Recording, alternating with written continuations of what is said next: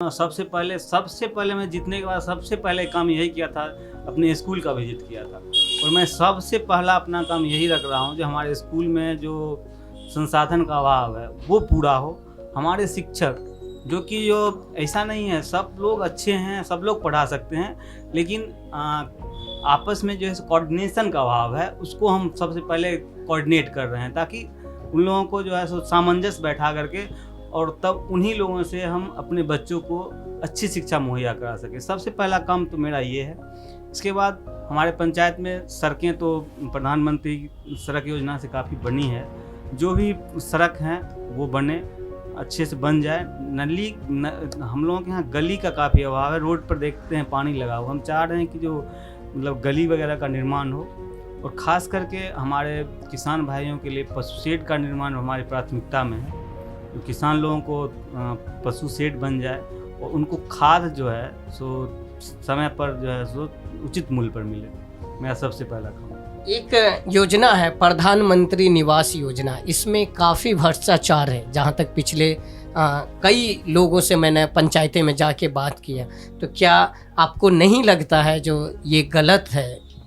बिल्कुल गलत है। ये तो समझिए सबसे अन्याय हो रहा था उन लोगों के साथ। लेकिन आज के दिन में आप जा कर के मेरे अनुपस्थिति में आप जा कर के मेरे पंचायत के किन्हीं लोगों से पूछ लीजिए, 201 लाभार्थी हमारे यहाँ हैं। आप जा कर के उनसे इंटरव्यू लीजिए, जो स्पष्ट है कि उनको एक पैसा नहीं लगेगा, क्योंकि उनका वो अधिकार है और उनका अधिकार बिना किसी खर्च के उनको मिलेगा।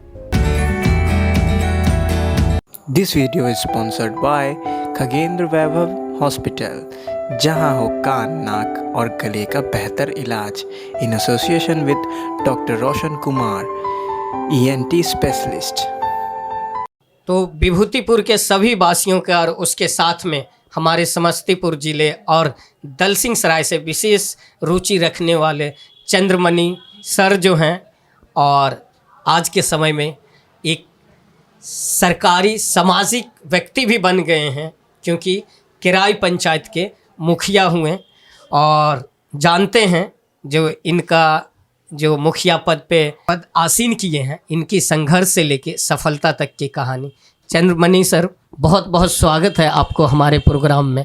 सर, आपको बहुत सारे लोग देखते हैं, लेकिन कई सारे लोग हैं जो बिहार से बाहर भी देख रहे हैं हमारे चैनल के माध्यम से। तो सबसे पहले चाहूँगा कि एक छोटा सा इंट्रोडक्शन हो जाए आपका। जी, बहुत बहुत धन्यवाद आपकी और आपकी टीम को भी। मेरा नाम चंद्रमणि प्रसाद सिंह है। मैं निवासी किराए, थाना विभूतिपुर, जिला समस्तीपुर, बिहार का हूँ। और मैंने अभी PG तक का जो है सो मैंने अध्ययन किया है, और अभी मैं वर्तमान में अपने पंचायत किराए का नवनिर्वाचित मुखिया भी हूँ।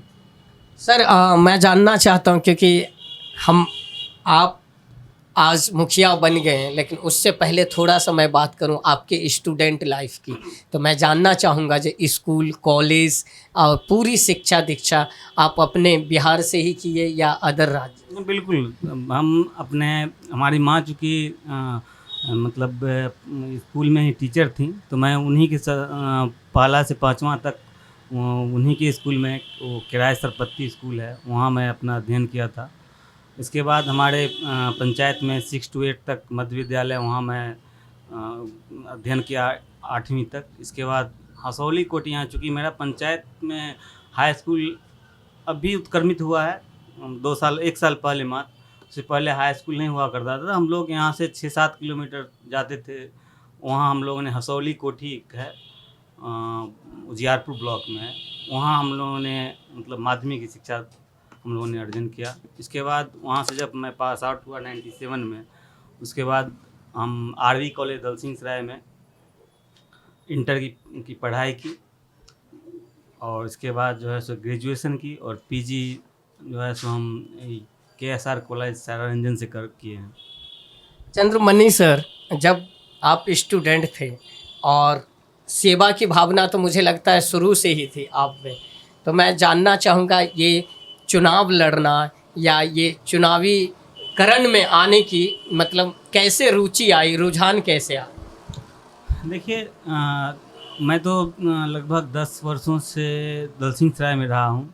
लेकिन मैं अपने जब पंचायत जाता था तो वहाँ देखता था कि वहाँ के लोग भ्रष्टाचार से काफ़ी त्रस्त थे। वहाँ लोगों को जो भी सरकारी योजना थी उसमें उनको उनसे जबरन पैसा लिया जाता था। कोई भी सेवा बिना सेवा शुल्क के नहीं हो पा रहा था। तो लोग चूँकि हमारे फैमिली के लोग ही ऐसे थे जो हमारे घर पे बहुत लोग आते रहते थे, पूरे वहाँ हमारे मतलब घर के आसपास के लोग। तो उनका जो है सो दुखड़ा हम जब सुनते थे तो मुझे लगता था कि ये जाति हो रही है उनसे।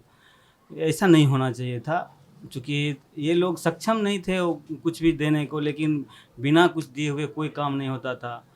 इसके बाद हमारा पंचायत भी काफ़ी पिछड़ा था, रोड नहीं थे, काफ़ी काफ़ी दिक्कतें थी। तो वो जो दिक्कतें हैं अब, मैं ये जानना चाहता हूँ, जब आप सोचे जो लड़ना है चुनाव और उसका प्रचार प्रसार, तो क्या आपको आपके मन में क्या चल रहा था? लग नहीं रहा था कि जीत पाएंगे या नहीं जीत पाएंगे या क्या होगा? देखिए इस बार मैं मतलब निर्वाचित हुआ हूँ। इससे पहले भी मैं पिछले बार भी मैं चुनाव लड़ा था। तो हम खुद नहीं जान पा रहे थे कि हमको मुखिया के लिए हमको चुनाव लड़ना है। मतलब ये हो गया कि मैं अपना एनआर भी मैं खुद से नहीं कराया था। कुछ लोग ज़बरदस्ती मुझे यहाँ से दलसिंह सराय से ले गए यहाँ से, नहीं आपको लड़ना ही है, हर स्थिति में लड़ना है। मैं अपने मन से कभी स्वघोषित उम्मीदवार नहीं रहा हूँ। मुझे वहाँ के लोगों ने ज़बरदस्ती कहा नहीं आपको लड़ना है, आप ही हैं जो मतलब हमारे मतलब मुखिया हो सकते हैं और हमारे दुख दर्द को बांट सकते हैं। तो हमारे परिवार में मनाही थी ये सब, राजनीति में मुझे नहीं आना है। ठीक है, समाज सेवा तक ठीक है, लेकिन राजनीति में नहीं आनी है। हमारे घर के लोग नहीं चाहते थे, बावजूद गांव के वालों का इतना दबाव हो गया। तो फिर पिताजी का मुझे अनुमति प्राप्त हुआ, तब मैं कहा ठीक है एक बार प्रयास करता हूँ। तो मैं उस बार कोई मेहनत भी नहीं किया, बहुत ज़्यादा कर पाया था, क्योंकि उस समय ज़्यादा समय अपने कोचिंग पर देते थे। तो 2-3 घंटा सिर्फ मैं जा पाता था। तो पिछले बार लोग मुझे इतना जान भी नहीं पाए, क्योंकि मैं 10 वर्षों से दलसिंह सराय में ही था। 2003 से मैं दलसिंह सराय में हूँ। तो इसके बाद जो है सो लोग कहे नहीं। चंद्रमणि सर, क्या लग रहा था जब आप का नाम घोषित हो गया और उसके बाद जिस दिन रिजल्ट आने वाला था, तो उस टाइम में मतलब कैसा अनुभव हो रहा था? बिल्कुल लग रहा था ये गरीबों की जीत हुई है, वंचितों की जीत हुई है। और मेरा प्रयास भी रहेगा कि उन लोगों के साथ कदम से कदम मिला के चलूँ, उनके दुख सुख में हमेशा साथ रहूँ। और मैं प्रयासरत रहा हूँ। मैं अब जब मेरा रिजल्ट हुआ था उस समय, और इसके बाद हम लोगों का जो ये होना था, हम लोगों का क्या बोल रहे हैं, हम लोगों को पावर कुछ भी नहीं मिला था जब तक। तो उस समय से ही हम प्रयास कर रहे थे। हमारे बहुत बड़ा मेरा जो है सो गांव जो है वो किसान ही लोग मैक्सिमम लोग हैं। तो वहाँ उनका जो ज़मीन था वो काफ़ी नीचे था। और इस बार तो जान ही रहे हैं आप, बारिश काफ़ी अच्छी हुई थी। जल जमाव का बहुत बड़ी मुद्दा है आपके पंचायत में, मैं भी विजिट। बिल्कुल बिल्कुल। तो वहाँ जो है सो सैकड़ों एकड़ ज़मीन जो है, कम से कम 50 आज भी पानी में डूब। बिल्कुल 50-60 एकड़ ज़मीन जो है सो पानी में था। तो हम अपना सामाजिक प्रयास से हम उसको निकाल ले। उसमें हम अपना व्यवस्था करवाए मोटर वगैरह का। इसके बाद लगभग हम एक तो सर, एक तो 60% हमने पानी वहाँ चौर से निकाल दिया। इसके कारण 60% ज़मीन पर अभी भी फसल हो सका है। जी सर, एक तो जमाव की मुद्दा थी और अब मुखिया बन गए हैं, तो आप भी सोचे होंगे जो इन 5 सालों में ये काम है जो मुख्यतः होना चाहिए मेरे पंचायत में, तो मैं चाहूँगा उस काम पे थोड़ा सा आप प्रकाश डालें। देखिए, सबसे पहले हम चूँकि शिक्षा से हम बहुत दिन से जुड़े हुए हैं, हम सबसे पहले चाह रहे हैं कि हमारे जो स्कूल है, हमारे पंचायत में 4 स्कूल हैं। तो 4 स्कूल जो हैं तो उसमें कम से कम गुणवत्तापूर्ण शिक्षा हो। शिक्षकों का अभाव हम देख रहे हैं, इसका क्लासरूम का भी अभाव है। वहाँ जो है सो बाउंड्री वगैरह नहीं है, जिसके कारण बहुत ज़्यादा दिक्कत हो रही है। मतलब कुछ उपद्रवी तत्व जो हैं वो सब वहाँ बहुत उत्पात मचा रहे हैं। तो हम सबसे पहले मैं जीतने के बाद सबसे पहले काम यही किया था, अपने स्कूल का विजिट किया था। और मैं सबसे पहला अपना काम यही रख रहा हूँ जो हमारे स्कूल में जो संसाधन का अभाव है वो पूरा हो। हमारे शिक्षक जो कि जो ऐसा नहीं है, सब लोग अच्छे हैं, सब लोग पढ़ा सकते हैं, लेकिन आपस में जो है कोऑर्डिनेशन का अभाव है, उसको हम सबसे पहले कोऑर्डिनेट कर रहे हैं ताकि उन लोगों को जो है सो सामंजस्य बैठा करके और तब उन्हीं लोगों से हम अपने बच्चों को अच्छी शिक्षा मुहैया करा सकें। सबसे पहला काम तो मेरा ये है। इसके बाद हमारे पंचायत में सड़कें तो प्रधानमंत्री सड़क योजना से काफ़ी बनी है। जो भी सड़क हैं वो बने, अच्छे से बन जाए। हम लोगों के यहाँ गली का काफ़ी अभाव है। रोड पर देखते हैं पानी लगा हुआ। हम चाह रहे हैं कि जो मतलब गली वगैरह का निर्माण हो, और ख़ास करके हमारे किसान भाइयों के लिए पशु शेड का निर्माण हमारी प्राथमिकता में है।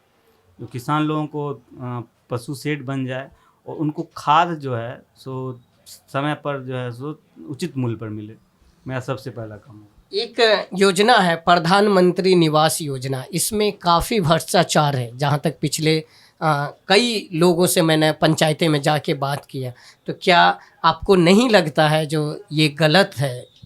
बिल्कुल गलत है। ये तो समझिए सबसे अन्याय हो रहा था उन लोगों के साथ। लेकिन आज के दिन में आप जा कर के मेरे अनुपस्थिति में आप जा कर के मेरे पंचायत के किन्हीं लोगों से पूछ लीजिए। 201 लाभार्थी हमारे यहाँ हैं। आप जा कर के उनसे इंटरव्यू लीजिए, जो स्पष्ट है कि उनको एक पैसा नहीं लगेगा, क्योंकि उनका वो अधिकार है और उनका अधिकार बिना किसी खर्च के उनको मिलेगा। ये आपसे भी मेरा वादा है और हमारे नागरिकों से तो है ही। बिल्कुल। चंद्रमणि सर, अब एक तो वो चुनाव आप विजय प्राप्त किए, इसके लिए सल्यूट करते हैं, शुभकामनाएं, मुबारकबाद देते हैं। और एक चीज़, क्योंकि आप दलसिंह सराय की भी राजनीतिक में कहीं ना कहीं इंटरेस्ट रखते हैं, तो नगर परिषद चुनाव सर पे है, मतलब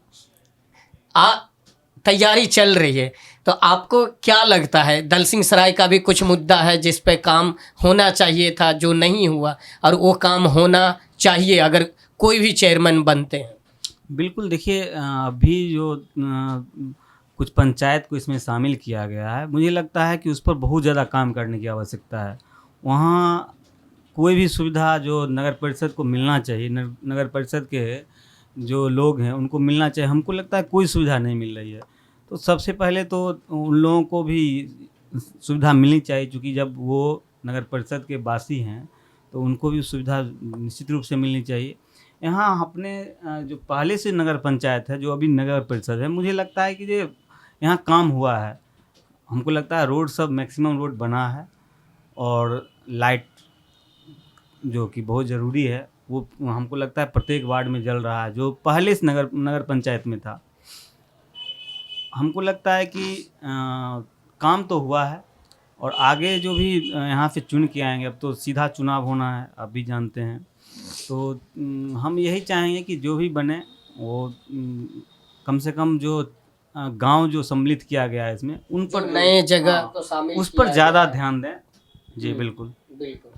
तो दर्शकों, ये हमारी छोटी सी मुलाकात है। सर, आप शिक्षा से विशेष रुचि रखते हैं बचपन से, तो मैं चाहता हूं कि चंद शब्द हमारी बेटियों के लिए नारी शिक्षा पे आपका विचार आना बहुत ज़रूरी है। जी ज़रूर। हम लोग हमारा जो समाज है उसमें अब तो कुछ ठीक हो गया, लेकिन पहले जो स्थिति थी, जो नारी शिक्षा पर लोगों का कोई ध्यान नहीं था। लेकिन हम धन्यवाद देते हैं अपने राज्य के मुखिया श्री नीतीश कुमार जी का, जिन्होंने बेटियों के लिए कई योजना चलाई, जिसके कारण आज हमको लगता है कि आप क्लासरूम में गए होंगे तो जितने बच्चे रहते हैं उतना हमारे यहाँ लड़कियाँ हैं, और लड़कियों के लिए हम लोग विशेष प्रकार से ध्यान देते हैं। उनकी सुरक्षा वगैरह वगैरह सारा हम लोगों का ध्यान रहता है। और बस एक ही है सब लोगों से यही कहना कि जितना आप लोग बेटे पर ध्यान देते हैं, आप बेटी पर दें। आपका बेटा जितना करके दिखाता है, उससे ज़्यादा बेटियां करेगी। दर्शकों, मैं अपने प्रोग्राम को यहीं पे अलविदा की ओर लेके चलता हूं। चंद्रमणि सर, मैं चाहता हूं कि आज आप और हम जो ये एक छोटी सी मुलाकात की और सामाजिक मुद्दाओं को लेके चर्चा की, कोरोना काल में बहुत ही जो बच्चे थे, शिक्षा व्यवस्था की बहुत ही लॉस हुआ है, और कोरोना काल तो पूरे देश में था। तो उस टाइम में आप लोग कैसे बच्चों को मोटिवेट किए? जिला में मुझे लगता है पहला मेरा कोचिंग इंस्टीट्यूट था जहाँ मैंने ऑनलाइन पढ़ाई की व्यवस्था, मुझे लगता है कि लॉकडाउन के 1 महीने के भीतर हमने शुरू कर दिया था। प्रथम लॉकडाउन था उस समय। हमने उस समय मतलब इस विकट परिस्थिति में हम लोगों ने ऑनलाइन क्लास दिया बच्चों को। अपने जो हमारे जो बच्चे थे उनको कोई किसी तरह की कोई दिक्कत नहीं होनी, उनका पूरा सिलेबस मैंने पूरा करवाया और वो ऑनलाइन के माध्यम से। और इसका नतीजा हुआ कि पिछले बार कोरोना की वजह से भी हम दलसिंह सराय में सबसे ज़्यादा 400 प्लस स्टूडेंट हमारे यहाँ से निकले। कोरोना में हमने हमारी टीम ने उतना विकट परिस्थिति में भी ऑनलाइन क्लास देने के लिए हमारे टीचर आते थे और क्लास देते थे। मैं उन्हें भुला नहीं सकता। बहुत काफ़ी मेहनत की थी हमारी टीम ने कोरोना काल में, और उसका फ़ायदा भी मिला हमारे बच्चों को। हमारे बच्चे काफ़ी अच्छे मार्क्स से पास किए। हमारे बोर्ड पे आप देख सकते हैं। बस एक ही उद्देश्य था जो कम पैसे में और अच्छी शिक्षा हम यहाँ के बच्चों को प्रोवाइड कर सकें। क्योंकि पैसे वाले जो लोग होते हैं वो तो पटना, कोटा, दिल्ली वगैरह अपने बच्चे को भेज पाते हैं, लेकिन यहाँ जो गरीब तबके के लोग हैं, चूँकि आप जानते हैं कि हमारा जो ये क्षेत्र है वो किसान बहुल है, तो यहाँ के किसान अपने बच्चे को उतना खर्च नहीं कर पाते हैं, जिसके कारण बच्चे अगर टैलेंटेड भी होते हैं तो उनको गुणवत्तापूर्ण शिक्षा नहीं मिल पाती है। इसी उद्देश्य से हमने 2012 में ही इस कोचिंग की स्थापना करी थी, और आप सबके सहयोग, यहाँ क्षेत्र के लोगों के सहयोग से हमने इस कोचिंग को बहुत बड़ा मुकाम तक पहुँचाया है। यहाँ हम लोग इस क्षेत्र में सबसे अच्छे कोचिंग के रूप में जाने जाते हैं, और इसके लिए हमने कड़ी मेहनत करी है और अच्छा रिजल्ट दिया है। दलसिंह सराय में कोचिंग के जितने भी कोचिंग है उस सब बार हम लोगों ने अव्वल स्थान प्राप्त किया है।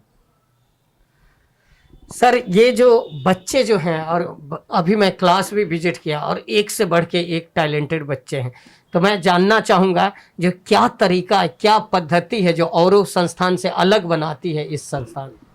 सबसे पहले तो हम अपने इसके लिए हमारे शिक्षक जो हैं सो काफ़ी मेहनत करते हैं। हम वैसे शिक्षकों का हमारे पास टीम है जो काफ़ी मेहनत करती है। उनके लिए ये कोई प्रोफेशन नहीं, शौक़ होता है। काफ़ी अच्छे टीचर की टीम है हमारी। आप हमारे पिछले 10 साल का रिजल्ट का अगर रिकॉर्ड चेक करेंगे तो देखेंगे कि जो हमारे बच्चे कितने अच्छे मार्क्स से पास किए हैं। इसी से हमारी टीम, जो शिक्षक की टीम है, वो किस लेवल की है आपको पता पड़ जाएगा। सर, इस संस्थान को अगला 10 साल 5 साल बाद आप कहाँ देखते हैं? देखिए, अभी हम फ़िलहाल में आपको जानकारी होगी, हम अपने पंचायत से मुखिया के रूप में भी चुने गए हैं। तो मेरा तो अब मेरे ऊपर ठप्पा भी लग गया है जो हम एक समाज सेवी हैं। उसके होने के नाते हम चाहते हैं कि इस क्षेत्र के गरीब से गरीब बच्चे हमारे संस्थान में जुड़ें, और कम फीस में, फ़ी भी हम लोगों ने बहुत कम कर दिया है, चूँकि एक जिम्मेदारी भी है। और इस वजह से हमने फ़ी भी, पहले हमारे यहाँ 750 रुपया फ़ी था, उसको हम अब सिर्फ 500 फ़ी कर दिए हैं। चूँकि हम देख रहे थे कि बहुत सारे बच्चे कुछ दिन पढ़ पाते थे, उसके बाद छोड़ देते थे। उनसे जब, और ख़ास करके जब से कोरोना हुआ है तब से हमारे किसान भाई हैं, उनका आमदनी बहुत ही घट गया है, तो वो अपने बच्चे को इतना भी अफोर्ड नहीं कर पा रहे हैं।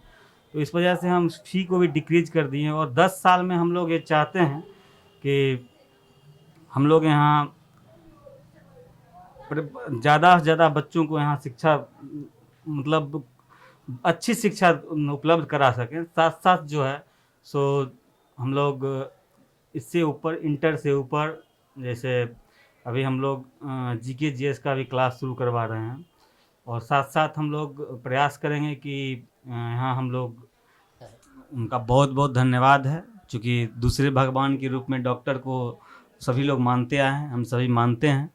तो उनसे बस यही होगा कि वो कुछ गरीब लोगों पर भी ज़्यादा ध्यान रखें।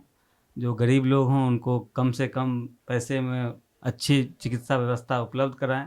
बाकी वो कर रहे हैं, हमको मालूम है, बहुत बहुत धन्यवाद है उनको जो वो इस तरह का कार्य कर रहे हैं। धन्यवाद सर। तो दर्शकों, मैं आशा करता हूं कि आपको हमारा ये प्रोग्राम कहता समस्तीपुर बढ़ता समस्तीपुर अच्छा लगा होगा। इसी तरीके का आप अपना दुलार प्यार हमारे चैनल को दीजिए, ताकि मैं फिर किसी नए जगह पे किसी नए शख्सियत के साथ किसी नए प्रोग्राम में आ सकूं। हमारे जो यूट्यूब चैनल है स्टार्स ऑफ बिहार, उसे सब्सक्राइब करें और Facebook page doctor Roshan Kumar को फॉलो करें, लाइक करें, शेयर करें। धन्यवाद दर्शक, धन्यवाद।